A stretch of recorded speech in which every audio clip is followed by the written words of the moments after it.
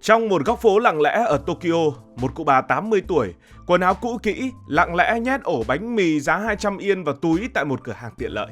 Đôi tay bà run run, không phải vì sợ hãi, mà vì một nỗi buồn sâu thẳm. Bà biết mình sẽ bị bắt, nhưng bà chẳng chạy trốn. Bà đứng đó, chờ cảnh sát đến, đôi mắt ánh lên một chút nhẹ nhõm. Với bà, nhà tù không phải là nơi giam cầm, mà là nơi có cơm ăn, có chỗ ngủ và có những người để trò chuyện. Điều này đã biến mất khỏi cuộc sống của bà từ lâu. Chuyện này không chỉ xảy ra riêng với bà. Khắp Nhật Bản, hàng ngàn người già đang cố ý phạm tội để được vào tù, nơi họ tìm thấy chút ấm áp giữa những bức tường lạnh lẽo. Đây là một câu chuyện buồn, không chỉ về những người già, mà về cả một xã hội đang để họ trôi vào quên lãng. Nhật Bản đang già đi nhanh hơn bất kỳ nơi nào trên thế giới. Năm 2022, hơn 28% dân số nước này đã trên 65 tuổi. Và theo những số liệu từ chính phủ Nhật Bản, một con số cao ngất ngưởng ở các nước đang phát triển sẽ tiếp tục gia tăng. Đến năm 2040, người ta dự đoán cứ 3 người Nhật Bản thì sẽ có một người già. Nhưng đằng sau những con số là những cuộc đời đầy khó khăn. Ngày xưa, gia đình Nhật Bản thường đông vui, con cháu quây quần bên ông bà dưới một mái nhà. Những bữa cơm chiều rộn ràng tiếng cười, những câu chuyện kể từ thế hệ này sang thế hệ khác. Giờ đây nhịp sống hiện đại đã thay đổi tất cả. Con cái lớn lên, rời làng quê lên thành phố, để lại cha mẹ trong những căn nhà trống vắng. Nhiều người già sống một mình, không ai thăm hỏi, không ai trò chuyện. Và họ đang muốn vào tù. Nhưng tại sao người già Nhật Bản lại muốn vào tù? Một báo cáo cho thấy trong số những người già bị bắt vì phạm tội ở Nhật Bản, hơn nửa số người già bị bắt đang sống cô đơn và 40% trong số họ chẳng còn liên lạc với con cháu của mình. Những ngôi nhà ấy không chỉ thiếu tiếng cười mà còn thiếu cả sự chăm sóc, sự quan tâm mà họ từng dành cả đời để xây dựng. Cùng với sự cô đơn, nghèo đói như một cái bóng đè nặng lên cuộc sống của người già Nhật Bản. Nhiều người chỉ sống dựa vào những đồng lương hưu ít ỏi, không đủ để trang trải chi phí đắt đỏ ở Nhật Bản. Số tiền đó chẳng đủ mua gạo, huống chi trả tiền nhà, tiền điện nước hay thuốc men. Theo Tổ chức Hợp tác và Phát triển Kinh tế, 20% người trên 65 tuổi ở Nhật Bản sống dưới mức nghèo, tức là cao hơn rất nhiều so với các nước phát triển. Với họ, mỗi ngày là một cuộc chiến để tồn tại. Hóa đơn chồng chất, tủ lạnh trống rỗng và những cơn đau tuổi già càng khiến họ kiệt sức. Phụ nữ cao tuổi thì còn khổ hơn. Gần một nửa số phụ nữ trên 65 tuổi tại Nhật Bản phải sống ở trong cảnh túng thiếu. Nhưng tại sao lại là những cụ bà? Bởi vì họ sống lâu hơn những cụ ông, nhưng tiền bạc của họ thì ít hơn. Chi phí y tế, nhà ở và thực phẩm đè nặng khiến họ phải đối mặt với những lựa chọn khắc nghiệt. Phải nhịn ăn, phải xin giúp đỡ và cuối cùng là phải phạm tội. Và thế là họ đã chọn con đường mà chẳng ai ngờ tới, phạm tội để vào tù. Tại nhà tù nữ có tên là Tochigi, 1/5 phạm nhân là người già. Nhà tù này không giống với những nơi giam giữ đáng sợ trong tưởng tượng. Nhà tù phải lắp tay vịn dọc hành lang cho những người khó đi, phải cải tạo nhà vệ sinh để dễ sử dụng, thậm chí hỗ trợ thay bỉm cho các cụ. Nhà tù đã trở thành một nhà dưỡng lão bất đắc dĩ. Nói về nhà tù này, hiện tại nhà tù đang giam giữ hơn 600 nữ phạm nhân, trong đó có cả những người nước ngoài. Điều kiện sinh hoạt trong nhà tù Tochigi được đánh giá là tương đối nhân đạo. Các tù nhân được chia ca làm việc trong những nhà xưởng sản xuất đồ thủ công hoặc đóng gói thực phẩm, có thời gian để tập thể dục, đọc sách và tham gia các lớp học kỹ năng sống. Họ được cung cấp 3 bữa ăn mỗi ngày, chăm sóc y tế cơ bản và có lịch kiểm tra sức khỏe định kỳ. Đặc biệt, với số lượng tù nhân cao tuổi đang ngày càng tăng, ban quản lý nhà tù phải dành ra nhiều khu vực riêng và có chế độ chăm sóc đặc biệt. Một số tù nhân có kinh nghiệm làm y tá hoặc chăm sóc người già, thậm chí còn được phân công làm người hỗ trợ cho những bạn tù mới cao tuổi hơn mình. Một hình thức giúp đỡ nhau để giảm tải áp lực cho đội ngũ quản giáo.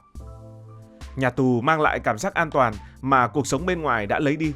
Họ không chỉ được chăm sóc thể chất mà còn tìm thấy những người bạn của mình, dù là những người có cùng cảnh ngộ hay không. Trong những giờ nghỉ, họ ngồi kể chuyện, chia sẻ về những ngày tháng xưa cũ khi cuộc sống còn đơn giản và gia đình còn quây quần bên nhau. Mặt khác, nhà tù nữ Tochigi cũng trở thành tâm điểm tranh luận khi càng có nhiều phụ nữ tái phạm chỉ được ở lại đây. Một bà cụ từng vào tù tới 6 lần vì tội trộm cắp vặt. Bà nói rằng mỗi lần được thả ra, bà không biết đi đâu, ăn gì và ngủ ở đâu. Vậy là sau một thời gian lại cố ý làm lại một hành vi phạm tội nhỏ để được quay lại nhà tù. Một ví dụ khác đó là nhà tù Fuchu nằm ở ngoại ô phía tây Tokyo. Đây cũng là một trong những cơ sở giam giữ lớn nhất Nhật Bản với khoảng 1.700 tù nhân. Đáng chú ý cũng có khoảng 22% trong số đó là người từ 65 tuổi trở lên. Để đáp ứng nhu cầu đặc biệt của nhóm tù nhân này, nhà tù đã cải tạo cơ sở vật chất như xây dựng phòng tắm phù hợp cho người già, tổ chức các hoạt động nhẹ nhàng như xếp ghế origami để duy trì khả năng vận động và tinh thần của họ. Ngoài ra, những tù nhân trẻ được đào tạo để hỗ trợ chăm sóc những bạn tù lớn tuổi, từ việc giúp đỡ trong sinh hoạt hàng ngày đến hỗ trợ y tế cơ bản. Vậy là bạn đã hiểu tại sao những người già Nhật Bản lại chọn con đường đi tù. Câu trả lời nằm ở những khó khăn chồng chất. Năm 1997, người già chỉ chiếm 1/20 số người bị kết án, nhưng đến năm 2017, con số này đã tăng lên hơn 1/5. Con số mới nhất chưa được kiểm chứng, nhưng có lẽ chắc chắn sẽ còn gia tăng. Hơn 1/3 trong số những người già ở Nhật Bản đã tái phạm hơn 5 lần, như thể nhà tù đã trở thành nhà của họ. Tội phổ biến nhất là trộm cắp vặt, một ổ bánh mì, một hộp cơm hay một vài món đồ nhỏ. Nghèo đói là một phần, nhưng cô đơn mới là vết thương sâu sắc hơn. Nhật Bản là một trong những nước có tỷ lệ cô đơn rất cao. Những người già không chỉ thiếu người thân mà còn thiếu cảm giác được cần đến. Cô đơn không chỉ làm họ buồn mà còn nguy hiểm. Cô đơn làm tăng nguy cơ trầm cảm, bệnh tim và đột quỵ, những bệnh phổ biến ở người già. Người già Nhật Bản không sợ chết, nhưng họ sợ chết một mình trong căn hộ, chết mà không ai biết đến. Trong tù, dù chỉ là bạn tù, họ vẫn có người để mà chia sẻ, để kể những câu chuyện về thời trẻ, về những ngày gia đình còn quây quần. Nhà tù, dù lạnh lẽo, lại trở thành nơi họ cảm thấy mình còn tồn tại. Nhưng cuộc sống trong tù không phải là giải pháp. Khi ra tù, người già lại đối mặt với khó khăn cũ. Không tiền, không người thân, không nơi nương tựa. Và như một vòng luẩn quẩn, họ quay lại tù vì đó là nơi duy nhất mang lại chút ý nghĩa cho cuộc sống. Vòng xoay này cứ vậy tiếp diễn, và người già vẫn là những người chịu tổn thương nhiều nhất. Nhật Bản tất nhiên họ nhìn thấy vấn đề này, họ không làm ngơ trước vấn đề này. Từ năm 2016, chính phủ đã ban hành luật hỗ trợ người già tái phạm, kết nối nhà tù với những cơ quan phúc lợi. Cơ quan phúc lợi của Nhật Bản đã mở những trung tâm cộng đồng nơi người già học hát, làm gốm hay đơn giản đến đây để trò chuyện với nhau. Bộ Tư pháp cũng giúp phụ nữ trong tù học cách tự lập và nối lại liên lạc với gia đình. Nhưng những nỗ lực này là chưa đủ.